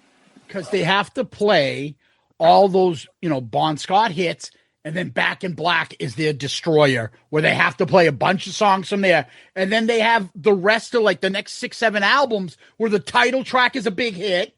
So they got to play the big hit. So then they're like, where do we find the other songs? We don't have room for them. And so that's what I think. But if you sit here right now, all 3 of us, knowing this song, we could go right now and just do that chorus. Inject the venom. Right? We all know it. It's catchy as fuck. All fuck. I like this song a lot. I think it kicks ass. The chorus is a great classic AC/DC chorus, and it's just a fun song. So let's go to the next track. We got Snowballed. So this one I like because this is AC/DC doing something a little unusual, kind of switching up the time signature, the rhythm changes, whatever you want to call it. The song is like balls out during the verses. Then they do that little thing in the chorus where it's like Snowballed, and it's like they stop, start. Just another badass song, just upbeat. Phil Rudd keeping everybody in rhythm there, and just this to me is where Zeus may have been onto something when he talked about Brian Johnson's vocals with the title track. Because I think that song lends itself to him kind of singing the way that Zeus was describing it.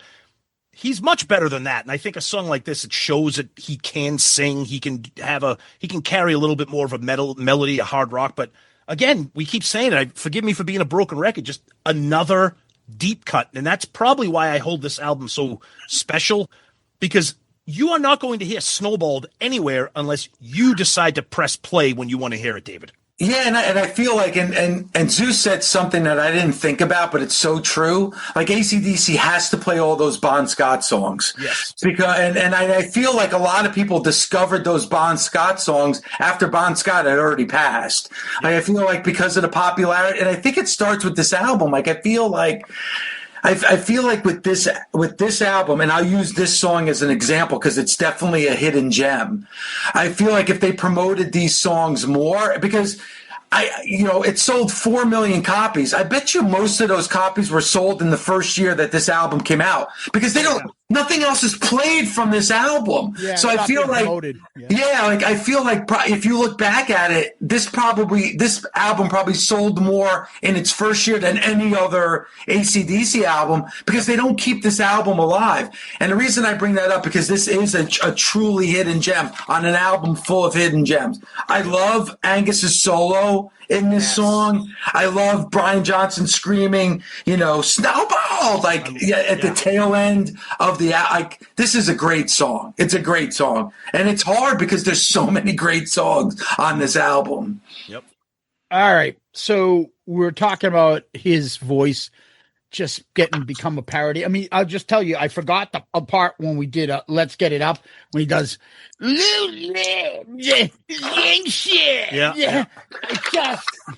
it's almost like a parody of himself, or like sometimes Axl's voice can become a parody of itself. Like it's too Axl-ish. This is too Brian Johnson-ish, or Elvis sometimes, or we gotta win this race. Like that shit becomes a parody sometimes so much. His voice here is almost like, dude, turn it down.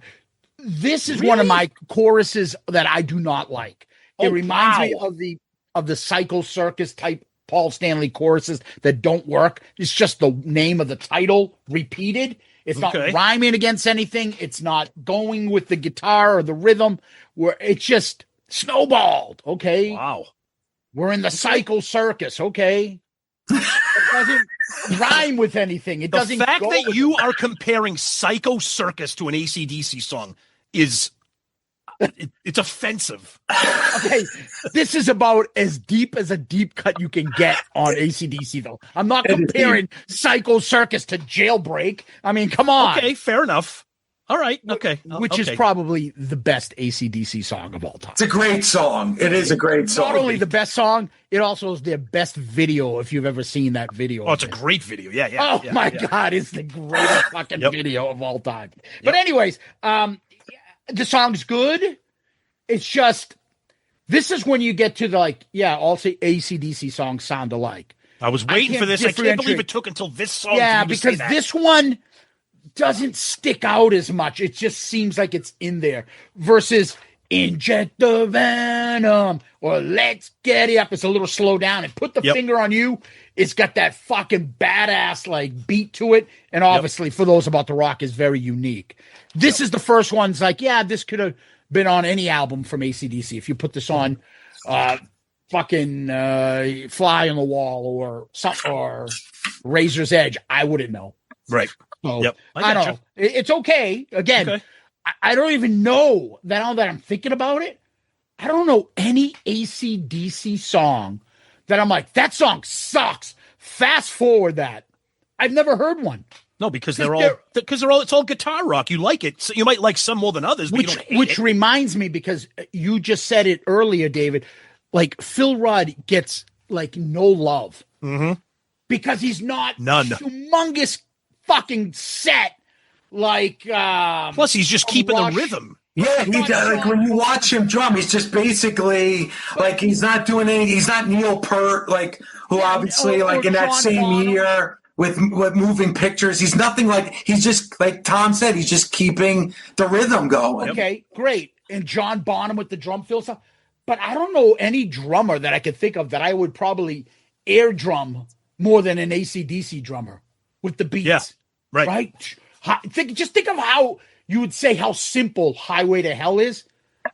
Then you do it if it's so simple and easy and do it. It's a great point. It's just like I air drum like most of AC/DC songs, not air guitar, because the beat is just fucking and he keeps it perfect.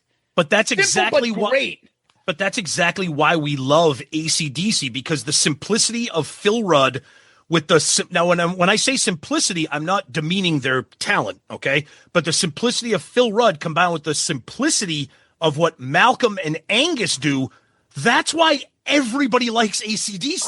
It's a Tom Ringo Starr. What the fuck? What Ringo Starr was basic and simple in a good way. Yep. I mean, those songs are timeless, and I think AC/DC songs are timeless. There's no trend that they're following. None. Sometimes the less you play, the better. Yes. I think of 100%. Ringo Starr, I think of like Hey Jude or Let It Be. You're right. That's what I think of when he comes in. And the quietness and knowing when to hit and when not to. And that's fucking fantastic. But then again, I hear Keith Moon and I'm like, that is the greatest fucking drumming I've ever heard in my life too.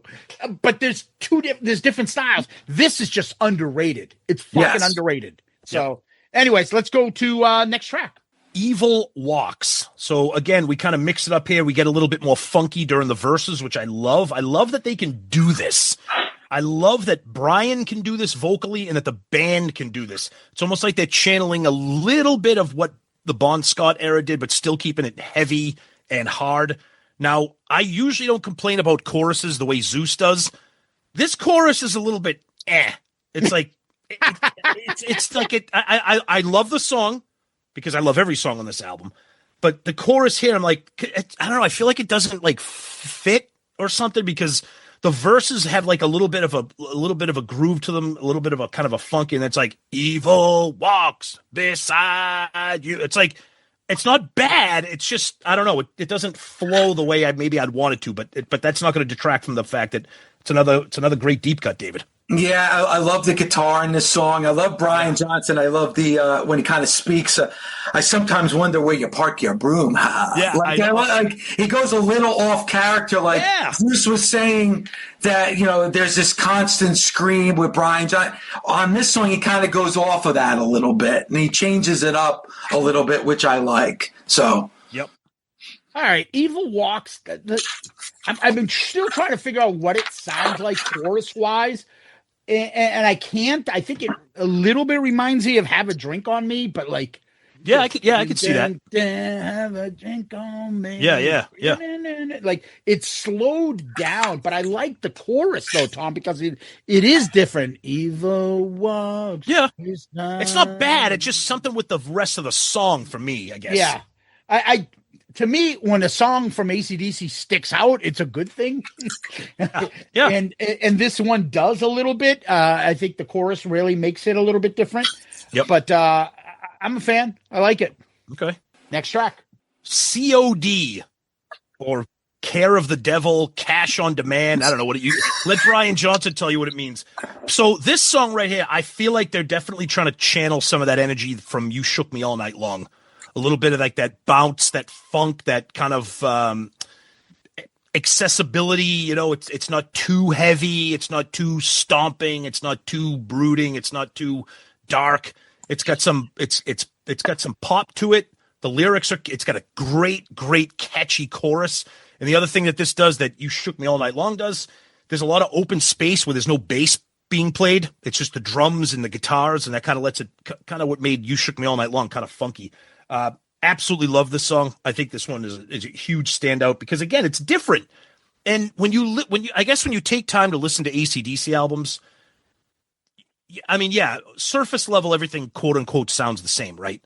But whenever we do album reviews, David, and I know you did when you prepared for this episode, like you listen to these albums a lot more differently. You're like, oh, fuck, this album's cool. There's a lot of different shit going on. And I think C.O.D. is one of those songs that's a little different. You know, it's not Evil Walks. It's something a little different. I like it because it's different. I like the range in Brian Johnson's voice on this one. Yep. I love the drumming of Phil Rudd. This is another song where I think Phil Rudd kind of stands out a little bit than some of the other tracks. And I'm with you. It's a little bit different. It's not like, I think the one thing about a lot of AC/DC albums, especially Brian Johnson albums, Zeus is right. Every song kind of sounds the same. It's almost like, you know, on this song, there are some changes, and I think this is one of those songs that kind of changes the momentum of the album. It's a little bit different, and I like that. Yep. So C.O.D., I was the same way, Tom. Like, what is C.O.D.? Odd? Cry of the Devil, Cash on Demand. Hair of the Devil, I think it's, right? Hair of the Devil. Yeah. Regardless, I think it's a good song. C.O.D. Hair of the Devil. I love it. I think it's a great chorus. It sticks out. Again, if you put this on and took out Shake a Leg on Back in Black, I think it fits. Oh, totally. There's definitely songs that could interchange those two albums. And, and this is why I think, because I think Back in Black, and we'll get to that at some point, is about as perfect as you can get. Yep. But this could fit in there, and you have a good point, Tom, about calling this sister albums. But C.O.D. is a great song. I love it. Yep. Nice. All right. Let's change it up a little bit and go to the next one. Breaking the Rules, another song here that, again, we keep saying just another great deep cut. Another one that's got a little bit of a bounce to it. I like this. It's got a little bit of kind of funk almost. I never thought you'd describe an AC/DC song like that, but it's got a little bit of a bounce to it. But the thing about this, we were talking about choruses, I fucking love this chorus. I feel like the song really kind of like explodes with the chorus and how everybody's in on it. And then it kind of calms itself back down. And the thing I really like about this song that I can't really remember talking about it for any others is kind of just like the outro. It just kind of grooves. It's like chills out on its way out. Something unique for AC/DC.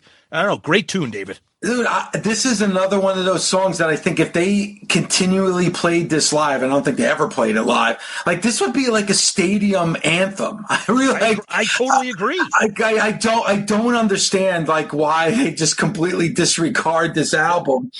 I love the solo by Angus. I love the chord changes in this song as well. And again, it's another like bouncy song that I think could be one of those songs that would be amazing live. As good as it is on this album, I think it would sound even better live. Yep. All right. So breaking the rules, we talk about albums. I've said this many times. When I listen to an album that I'm not that familiar with and I play it through, most of the time I don't pick out stuff. Sometimes I do. And this is a song that I picked out as soon as I heard it the first time. There's something different about this song on this album. Very stripped down. That guitar, it's a slower melody, a slower pace. And I think it fucking works. Yeah. And I can actually understand Brian Johnson a little bit on this. I just love it. And it is funky. It is bluesy. It is rock. It works. And it's about as slow of a pace of an AC/DC song as you're going to get. And this still kicks ass going as a hard song. Very different from on this album. Can't explain it. Listen to it. You'll know what we mean. Yeah, absolutely. Right? So 2 more songs left. Let's go to the next one. Night of the Long Knives. Now, this has always, I'm not going to spoil my rankings. Something about this song, this has always been my go-to song. I read an article about this album, kind of like reviewing it. Almost like early, like a precursor to like what was to come with like pop metal, like chorus driven, like hard rock. I don't understand where David, you said it right. The Bon Scott era had so many legendary songs that it's hard to not keep those in the set list. Now, look, I'm going to wave the flag for Night of the Long Knives. I'm sure there's people like, that song is fucking irrelevant, whatever.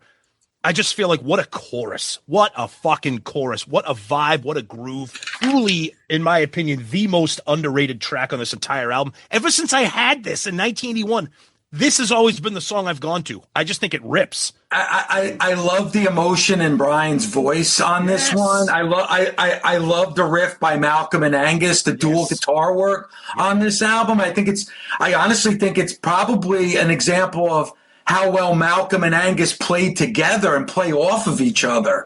I agree with you. This is, I don't get it. I don't understand how, like, this is never played or never talked about. It's buried at the end of the album. I think most people are probably even listening to our show right now, never even made it to this song. Like, I just feel like this is a song that I'm glad that you brought it up, Tom, because I think this is a completely underrated track. Mm-hmm. And this is another one where I can pick up the chorus. Night of the Long Knives, right? Yeah. What is the meaning? Is this like a Gangs of New York, like street gang fight or something? I have an answer to that, Zeus. Night of the Long Knives. It occurred between June 30th and July 2nd of 1934. It was a purge in Nazi Germany where Adolf Hitler ordered the SS to execute 200 political opponents. And it was called Night of the Long Knives. Wow. Yep. ACDC writing about Nazis. Wow. That's what Night of the Long Knives refers to. Now, I've never heard that phrase anywhere else. So it is kind of interesting that they're writing a song about your history right here on Shout It Out Loudcast. That's right. That's right. In between Jerky Boy clips, we're teaching you about Adolf Hitler. And Nicole Bass, you learn about history. Come for the ACDC, stay for the Hitler history. Yeah. I think it's a good song. Again, I like when ACDC goes off a little bit, off track from what they're normally doing. Yeah. The chorus is a lot of fun. And I think the song works. So let's finish up with the last track. So we finish off in a dark mood here, I think, with Spellbound. Great tune. It's I feel bad saying it's the last track for a reason, because it's a great song, but it is that darker, heavier, moodier song here. So I think playing it last works, but it's still a great track. Just probably the deepest of the deep cuts for a reason. I don't have a problem with it, David. It's good. It's just, it's the last track maybe for a reason, I'd say. Yeah, I get it. It's kind of slow. It's kind of plodding. And I understand why they put it last, but it's also not the best way to end the album. But, when you look at how catchy and how rockin' this album is, it's the only song of its kind on the album. But yeah, I think it's the last song on the album for a reason. Yeah.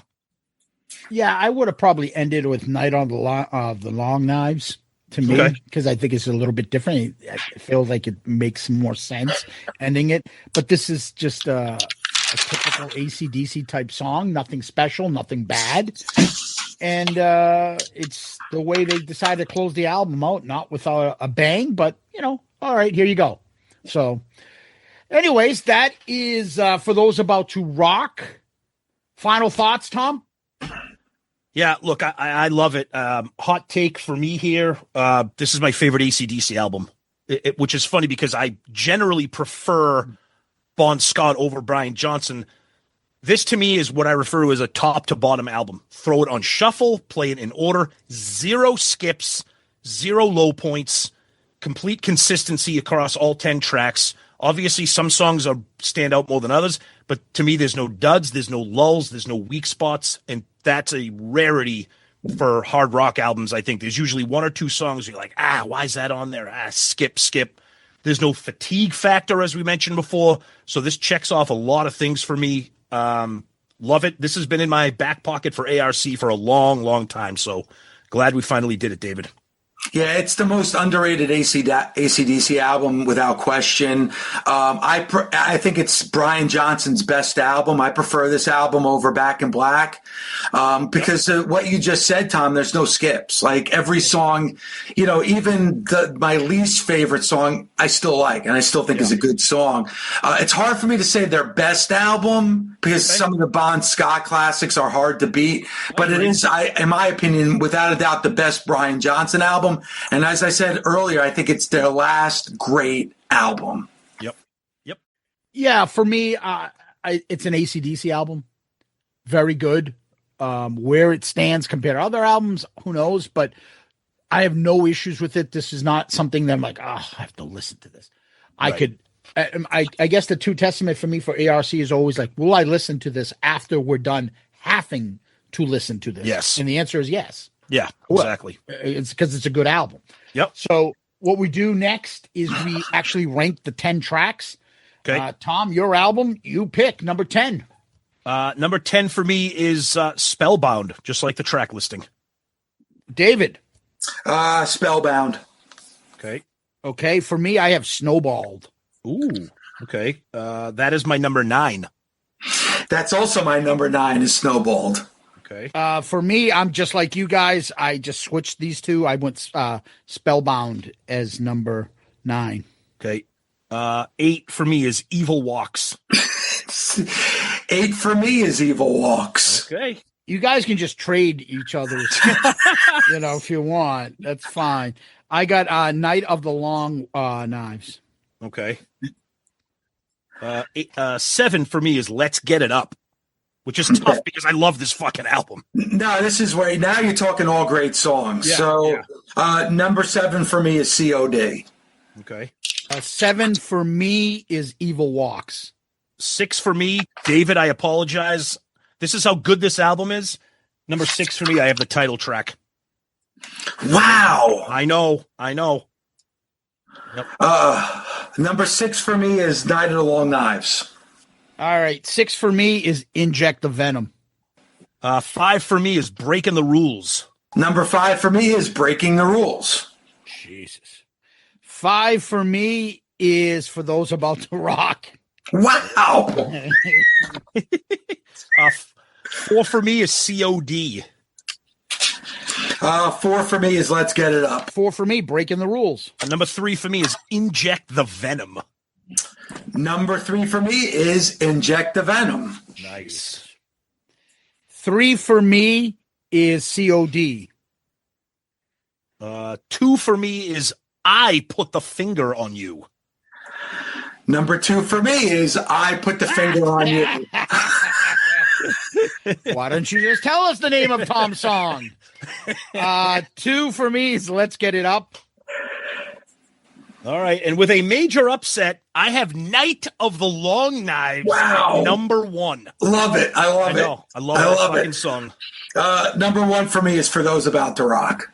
Okay. All right. For number 1 for me is Put the Finger on You. There you go. Nice. Wow. All right. All right. We mixed it So, up. Tom, how many did we have alike? So we both had Spellbound at 10. We both had Evil Walks at 8. We both had Breaking the Rules at 5. We both had Inject the Venom at 3. And we both had Put the Finger on You at 2. So half the album we had ranked. Wow. Yeah. But pretty cool that we all had a different number 1. Yes. 6 out of the 10 songs you had the same.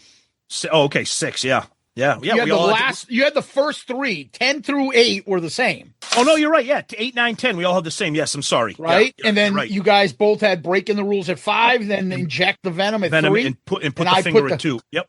Jeez. Yeah. And everybody had different number 1s. Very cool. All right. So after this, we go to Tom's favorite thing. So I'll go to Tom first. Tom, what makes you rock hard? Oh, God. All right. So as everybody knows, I'm a huge horror movie fan, and I just recently saw a movie because it was getting a lot of buzz, and it was actually nominated for 2 Academy Awards, which is shocking for horror movies. It was actually nominated for Best Picture, and I believe Emma Stone was nominated for Best Actress, and it's a fucked up movie called Begonia, and it's spelled Bugonia. It's a movie about Jesse Plemons. If you watch Breaking Bad, you know him. and his cousin are these lunatic conspiracy theorists, okay, that kidnap Emma Stone, who is a high-profile female executive. They kidnap her because they think she is the leader of an alien group, and they want to bring her to. Now, again, I'm telling you what the plot is, and you think that this is fucking insane. What are you talking about? And trust me, I thought the same thing until I watched the movie. It's fucking brilliant. It's awesome. It's got some good suspense, some incredible acting. Even if you're not a horror movie fan, I would highly recommend it. There's not a lot of blood and guts. There is some blood. But the story and more the script and the acting is mind-blowing. Begonia, I think I watched it on HBO Max. Highly recommended. And you'll probably hear a lot more buzz about it because we just got a couple of Academy Awards. David, what do you got? What makes you rock hard besides us? Two things. A lot of the hosts on Busted Open are big horror movie fans as well. So myself, Bishop Dyer, and Sam Roberts went back to 1979 and watched the classic horror movie Tourist Trap. Oh, I love that. Yes. And amazing. Again, a PG movie. It was the first time I had watched it since I was 10 years old. Awesome. And it brought back some vivid nightmarish memories because even though it was PG and it was no gore, it's got some great kills. Yes. So if you're a horror movie fan and you haven't seen it, it's with Sinead's dad, Chuck Connors.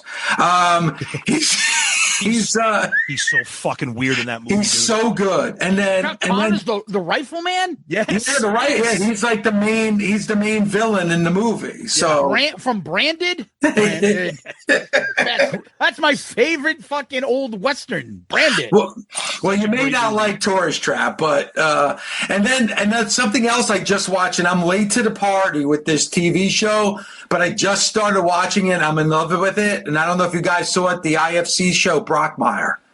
I've heard of it, but I've never seen any of it. No. He's a baseball play-by-play announcer, okay. and he loses it on the air when he discovers that his wife is railing other guys, and he loses it on the air, and then he becomes a joke, and he's banished, and he makes a comeback with a minor league team. It's awesome. Oh wow! Okay, Yeah. Interesting. All right, Zeus. Wow. Chuck Connors was the first dual athlete of all time. Really? Yeah. He played basketball for the Celtics and he played baseball for somebody else. Oh, I didn't know that. Two-sport athlete. First guy to play two major league sports. Yeah. Plus he was the rifleman. He was in Branded, my favorite TV show. And he was in Tourist Trap in 1979. He's creepy as fuck in that movie. And he was in Airplane 2. Yes. Oh, that's right. Dude, that was just on the other day. I totally forgot that movie even existed. Terrible. It's not good. Terrible. Yeah. It's got some decent lines, but yeah, it's pretty much a throwaway. But anyways, for me, I'm a history buff. And when this was announced, I couldn't wait. I taped it. I've probably watched it a few times already. And that is Ken Burns' American Revolution. Oh, yeah. So okay. he did, Ken Burns is famous when he first did the Civil War and it became a big thing. All of a sudden, history became cool and documentaries became cool. Yep. Well, he just did the American Revolution. The American Revolution, Boston, that's where the history comes from in this country. And everything comes from Boston. Sorry, it's just true. It's facts. But, 6-part series, 2 hours every episode. Okay. Fascinating as all fuck. What I love about it is there's always little stories of little unknown heroes that did something that you're just like, holy fuck. Mm-hmm. Like that little thing that person did has changed the way, and we're here this day in the greatest country in the world, believe it or not, because of what happened and how we got our independence. And so many things were dependent on, it's not just always the stuff you just remembered in history class of how we all fought for the revolution because taxation without representation. There's a lot more to it than that. And the little nuances and the little things that you're like, this sparked it. Yep. This did it. And then this pushed it over the edge. And then, it's Massachusetts. Oh, wait a minute. Then you got Virginia to get involved. When you get Virginia involved, let's make Washington the head of the army, not who really wanted it, John Hancock. let's get the South involved. So it's not just New England fighting them. It's the whole country. Yep. And just little things. They have narrators, famous people, and you can tell the voices. There's like Tom Hanks, there's Morgan Freeman, Jeff Daniels. There's just a ton of people narrating history beyond belief. If you like history and you're fascinated by this stuff, I also find it humorous that Paul Giamatti does John Adams' voice, who played him in the HBO series. Yeah. So it's just incredible. 2 hours, 6 episodes, all on the founding of our country. And just, nowadays where everybody's so emotional about what this country is all about and rights and this and that, why don't you look at how originally we started and where we came from and see if we're holding those values still to this day? Check it out. It's awesome. I feel stupid. You are talking about American history. Tom is talking about an Oscar-nominated movie, and I bring up a C movie from 1979. Tourist Trap fucking rules. Don't ever feel ashamed. You haven't to bring heard that some up. previous stuff that we've brought up before. So we have some really stupid shit we've done. We're not that highbrow. Don't worry. You listen to us, David. But people should be listening to you, and you tell everyone out here how they can listen to you. All right, so we are now a 24/7 channel on Sirius XM. Congrats, so brother. if you're a wrestling fan, listen to channel 156 Pro Wrestling Nation 24/7. You can hear me Monday through Friday every morning. I have a different cast of hosts. Bully Ray, formerly Bubba Ray Dudley, Tommy Dreamer, Bishop Dyer, formerly Baron Corbin, Natalia with the WWE, Nick Nemeth. So you can check us out on channel 156. Again, 24/7 pro wrestling talk. And then we also have Busted Open, the YouTube channel. We have 2 podcasts. We have the Busted Open podcast, and we have the Masters Class, which is hosted by myself, Bully Ray, Mark Henry, and Tommy Dreamer. So, and also just be on the lookout, Keith Elliott Greenberg, who is the famous pro wrestling author. He did Ric Flair's book. He did Freddie Blassie's book. He's currently writing a book, and I've been working with him on the show and our growth into a channel. So something to look out for. So a lot going on, and there's more on tap. So just make sure you check us out at Busted Open Radio across socials. Nice. Yeah, I've sung your praises many times, David. You fill the air with like passion and knowledge. In between your passion, you have people that tell it like it is. Like Bully Ray just gives you the real wrestlers behind the scenes philosophy and thinking about a lot of stuff. And you guys have such great chemistry, and the cast of people that you have with you, it's always growing and different. And that's what I like about you guys. And sometimes we kind of emulate that stuff. You're not just the same show that's been there. You're always developing and trying to come up with new things and get better and give your audience more. It's like what you guys do. You're unfiltered. There's no agenda. You're not trying to please anybody. That's what people want, David. They want strong opinions. They want educated opinions. They want passion. They don't want to be like, wrestling's cool. Do you like wrestling? I like wrestling. No, they want to hear David get fucking fired up about something he loves or something that pisses him off. It's important. Yes. And you guys do that too. That's why I love listening to you guys. Thanks, brother. We appreciate you. We appreciate your show. We can't thank you enough. You're a Hall of Famer for a reason, brother. Thanks, of fun. man. So glad you were here, David, to talk about an album that I picked, and we will by certain have you back in the future for another one. Oh God, you guys have me screaming at the radio sometimes. So I love what you guys do. Got a lot of passion. I love it. Thank you, man. He's David LaGreca, Busted Open Radio. Thank you, David. You're the man. Appreciate it. Thank you, guys. All right, and man. Shout It Out Loudcast Hall. That's right. I'm a Shout Out Loudcast Hall of Fame. That's right on top of the resume, buddy. Most important thing there, David. Thank you, brother. Thank you, buddy. Tom, that was Busted Opens and Shout It Out Loudcast Hall of Famer Dave LaGreca. Great stuff. Love Dave. Love his passion and his strong opinions. That's what we do here. So having somebody like Dave come on and do that is great stuff. So fun episode, of course. Always love having Dave. Absolutely. Yep. So we're going to do something now, Tom. We're going to go to our rankings and rank the album cover and the album itself. Let's go to cover first. Why don't you tell everybody your top 5? My top 5 album covers. Number 5, Rage Against the Machine, Blizzard of Oz, Purple Rain, Master of Puppets, Diary of a Madman. I know I'm out on a limb here with the cover, but I love the color. I love the simplicity. I love the canon. And most of all, I love that gatefold, which is part of the cover. Carries a lot of weight for me and a ton of nostalgia. I admittedly am probably ranking this higher than it should be, but nostalgia carries a lot of weight. I'm putting the cover at 13, Zeus. Wow. 13. Yep. Just that gatefold is just takes me right back to being 8, 9 years old. Okay. So you're actually putting it above Rush. Yeah, the Permanent Waves, that cover's all right. You get to see the lady's panties. It's about the only good thing. Yeah. Yeah. Phew. I knew you were going to say that. My 5 covers: Diary of a Madman at 5, Appetiti, Blizzard of Oz, Hotel California, NBC TV Special by Elvis. I will put this album cover. Let's go with 14. Whoa. What? Yeah, I think the album cover is fucking classic. Really? Oh, that's a pleasant surprise. So I am putting it above Kick from In Excess and just beneath Tawny Katane on Out of the Cellar. Wow. All right. So let's go to album itself, Tom. Okay. Albums for me. Number 5, Dirt, Shout at the Devil, Purple Rain, Moving Pictures, Master of Puppets. I love this album. I said it might be a hot take. This is my favorite AC/DC album. I love Highway to Hell. I love Back in Black and those other ones.